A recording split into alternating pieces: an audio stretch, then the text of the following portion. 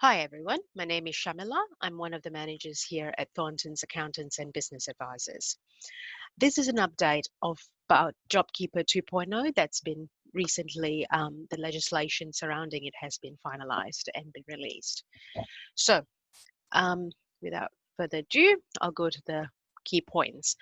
The legislative instruments basically has been released. The JobKeeper subsidy is going to be extended by 6 months until 28th of March 2021. A two-tier payment system will apply based on the employee's average weekly hours.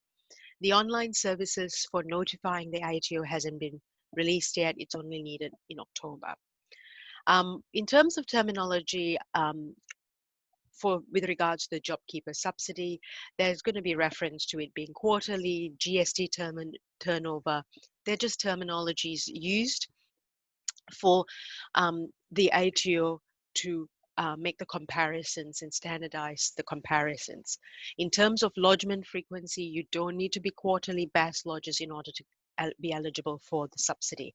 Neither do you need to be registered for GST in order to get the subsidy. They're just terminologies used for comparison. Now, what are the key JobKeeper announcements?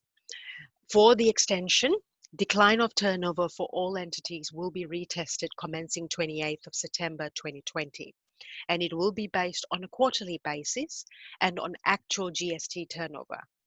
And I'll go through this in more detail. Please note, in the actual GST turnover, sale of assets, that the proceeds from it will be included in the total income numbers. Payments for fortnight 14 and 15 can be late, so there is an extension till the 31st of October 2020 for those payment runs. What has not changed? The definition of eligible business participant and eligible employees is still the same. Government payments for the subsidy will be in arrears.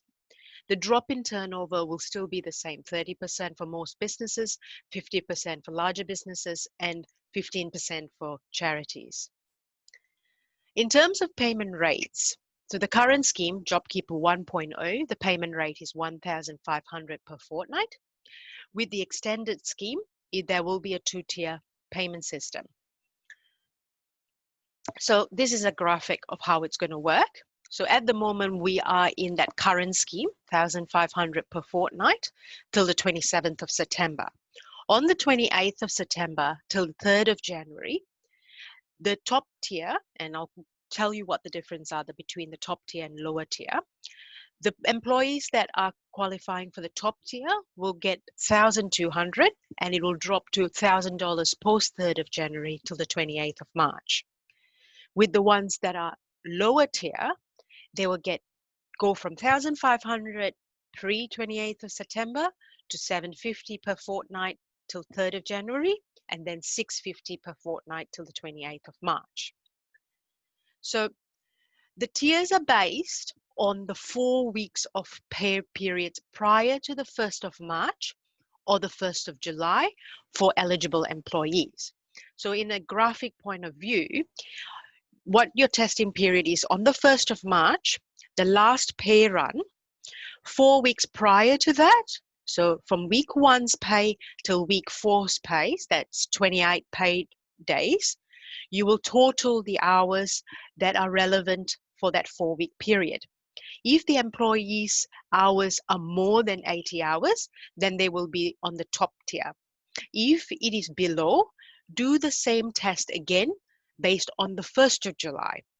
So look at 1st of July, the last pay run before 1st of July, and check if their hours are more than 80 hours or less than 80 hours. If it's more than 80 hours, then they'll be on the top tier. If it is less than 80 hours, then we'll go to another alternative option to look at. With regards to eligible business participants and religious practitioners, the month to look at is in February. So again, the same 80 hours assessment is needed. But with employees, you've got two options. You can look at the February period or the June period in that 4-week pay run. And they are based on actual hours worked in that 28 days reference period, which includes overtime. So What is the alternate test period? So if that 4 weeks prior to 1st of March and 1st of July is not representative of what the employee's normal working hours would be for that 28 days, for example, they might have been on unpaid leave, whatever the reasons may be, then the option is to look at the most recent 28 days before that is representative of what their normal working periods would be. If in a whole year they only work more than 80 hours in a 4-week period once out of the whole year, well, that's a long stretch to say that that is their normal working hours. So what the ATO is basically saying is, you first look at the February month, that for before 1st of March, do they satisfy? If they don't, look at the 1st of July, that means the June period, and see if they satisfy. If they don't, then look at what is representative of what their normal working hours would be and do the test. If they're not employed at all for all or part of the normal 28 days, then use the first 28-day period that starts after the normal period. Now, if they are on commission-based or there's no records of hours, then check what they actually got paid for that 4-week period. If it's more than 1,500, then they're on the top tier. So if everything fails in that regards, then they fall in that lower period, lower tier payment rate. If your pay cycle is longer than 28 days, for example, you are a monthly payer, then you will need to use a pro rata calculation in calculating the hours. I've put a link there to the ATO website, which goes through a number of different examples on how to go about calculating this 80 hours that's required. Now, with regards to the employees itself, there's in the current scheme, JobKeeper 1.0, there's no distinctions between full-time, part-time, long-term, casual, or stood down. With the extended scheme, as I mentioned, there is a distinction. It's going to be based on that average weekly work hours. So 80 hours over 4 weeks. If it is more than 20 hours per week, and that's that 80 hours, then they will sit on that top tier. And if it's lower, it'll be on the lower tier. From 3rd of August 2020, you are able to nominate new employees as eligible. So if they were employed by you on 1st of July 2020 and meet the other eligible criteria, then you can include that employee for the JobKeeper subsidy if you are an eligible employer. You can include the employees that were employed after 1st March 2020 or were employed on 1st March but were not eligible back then. For example, they were a minor under 18, or they hadn't done the full year, 1 year, because they were casuals. So as long as they were eligible employees either on the 1st of March or the 1st of July and they meet the other criteria, then you can add them into the subsidy for the extended JobKeeper subsidy. In terms of decline in turnover, so in the current scheme, the turnover test was based on projected numbers as well as actual GST turnover numbers comparison to the relevant comparison period. There were 9 test periods to choose from. With the extended scheme, that's from 28th of September onwards, it will be based on just actual GST numbers, and they will only be based on quarterly basis. So we don't no longer have that 9 test periods, it's going to be just the quarter. So on the 28th of September till 3rd of January, you will need to meet the decline of turnover for the quarter ended 30th September. So what you'll do is you will add your GST turnover for July, August, September for 2020. Compare that to your 2019. If your turnover is more than 30%, or 15% for charity and 50% for large businesses, then you will continue to be eligible for the JobKeeper subsidy for the period from 28th of September till 3rd of January. From 4th of January 2021 till 28th March 2021, you will need to meet the decline in turnover for the quarter ending 31st of December 2020. So that's, you need to add in your October, November, December income, compare that to last year's October, November, December income, and meet that percentage decline that's required. Please note the ATO are going to be pre-filling the comparison periods for you. So you will need to lodge, make sure that you're up to date with your lodgements in regards to your September 2019 BAS as well as your December 2019 BAS. So they're going to pull the figure from your G1 disclosure on those respective BAS.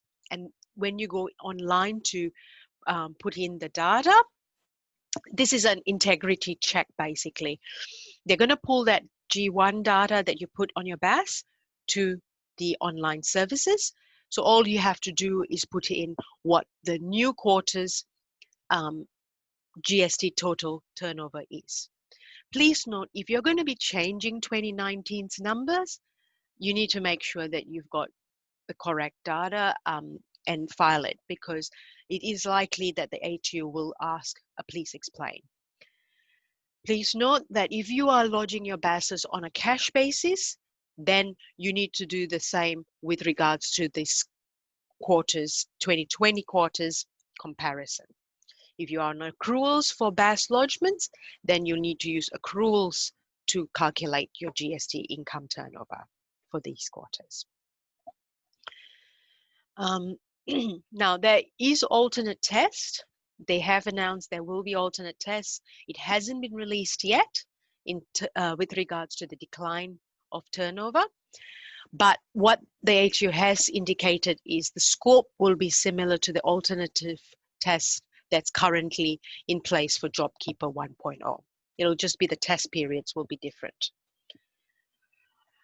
With regards to the payment dates, so as I mentioned, the fortnight 14 and 15, which covers from 28th of September till 25th of October, the payment dates will be extended till the 31st of October.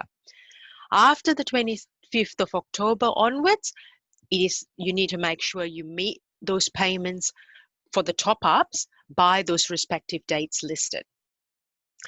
So for those employers out there who, it's clear-cut that you've met the 30% decline, then just make your normal pay with the top-ups as part of your normal pay runs. For those who are in that gray line, have a look and see whether you want to have a look and see whether your quarter's numbers you have actually met. What you do is you pay your employees based on the hours they work on your normal pay, and then the top up, once you've determined, one, whether you've met the decline in turnover, two, whether you've met whether that employee is a tier 1 or a tier 2.